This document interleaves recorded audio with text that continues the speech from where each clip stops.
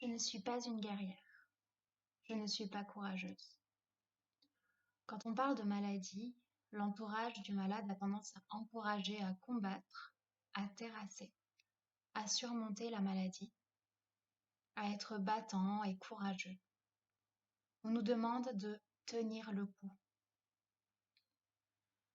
Lorsque l'on semble aller mieux, on va nous répéter qu'on s'est battu, que c'est bien, qu'on a réussi. Je suis malade chronique, ce qui veut dire que je le serai toujours, et je l'ai sûrement toujours été, même si le diagnostic n'a pas été posé dès ma naissance. Je serai toujours atteinte de mes pathologies. Je ne guérirai pas, et cela ne fait pas de moi une fataliste, de l'annoncer. Cela fait de moi une personne réaliste. Passer une vie dans la maladie ne fait pas de moi une guerrière courageuse.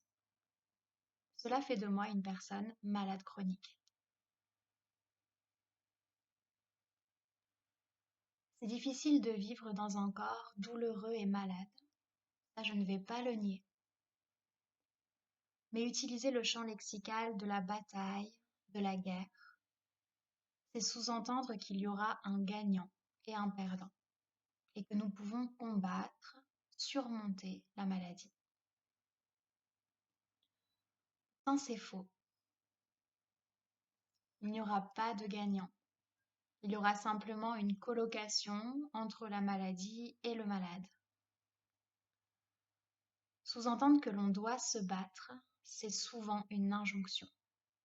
C'est supposer que l'on peut essayer et que l'on doit essayer encore plus fort d'aller mieux, et qu'il y a une question de volonté, de force et de courage derrière.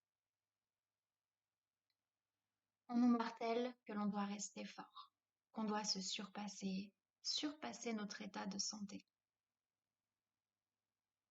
On nous sous-entend que l'on survit grâce à notre courage, quand en fait, on survit grâce à des médicaments, des médecins, du repos et parfois du soutien.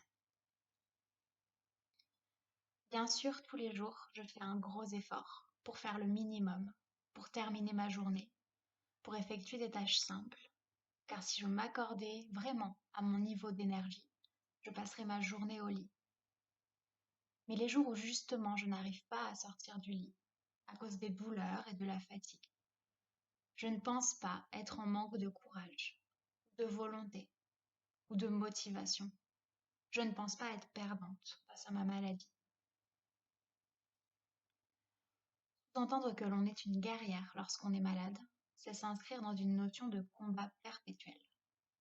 Or, physiquement et mentalement, c'est extrêmement délétère de se battre sans cesse. Cela nous amène à un niveau de stress très important qui peut clairement empirer la situation.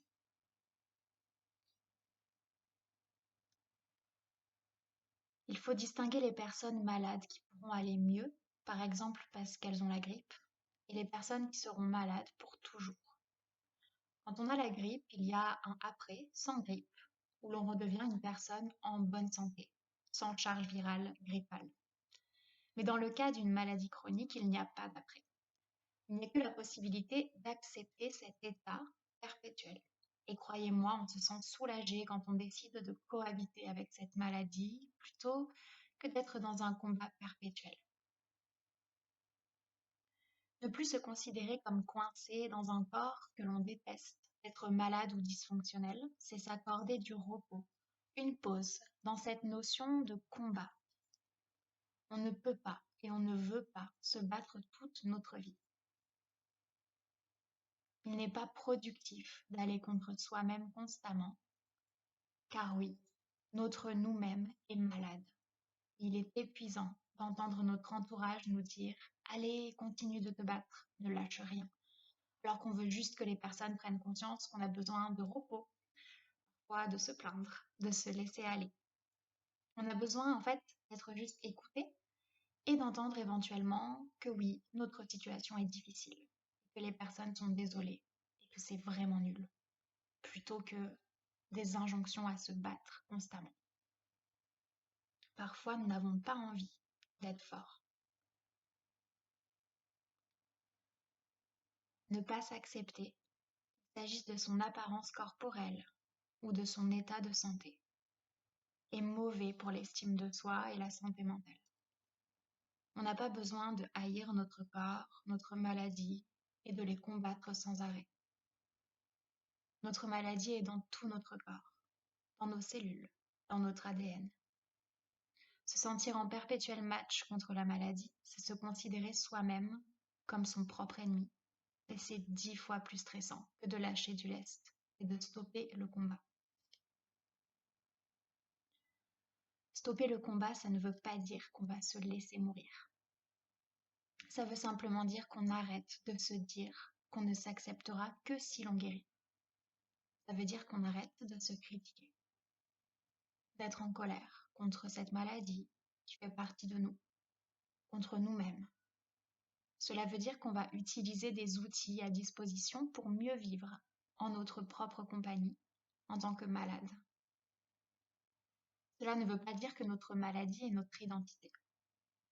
Cela veut dire qu'elle fait partie de nos multiples facettes, de nos caractéristiques, tout en nuances. Et on l'accepte, de même qu'on accepte notre pointure, notre taille, la couleur de nos yeux et le fait d'aimer les pommes de terre. Cela prend beaucoup plus d'énergie de combattre contre soi-même plutôt que de lâcher du lest. Se fixer comme objectif d'aller mieux lorsqu'on est malade chronique est, selon moi, épuisant. Et je pense qu'il faut plutôt se fixer comme objectif de vivre mieux avec cet état. Le souci dans cette représentation du guerrier malade, c'est que l'on aura tendance à être applaudi et acclamé quand on accomplit quelque chose qui était difficile pour notre état de santé. Et cela va nous pousser, nous malades, à ne plus nous écouter, à cacher nos douleurs, notre fatigue, notre ras-le-bol, pour entretenir l'admiration que vous avez pour nous. On va toujours essayer de faire plus que ce que l'on devrait normalement tolérer. On va essayer de se pousser encore plus pour ne pas décevoir les autres qui nous considèrent parfois comme des inspirations, comme des exemples de force. Je te l'annonce, tu n'as pas à accomplir des prouesses quotidiennes pour être apprécié et estimé.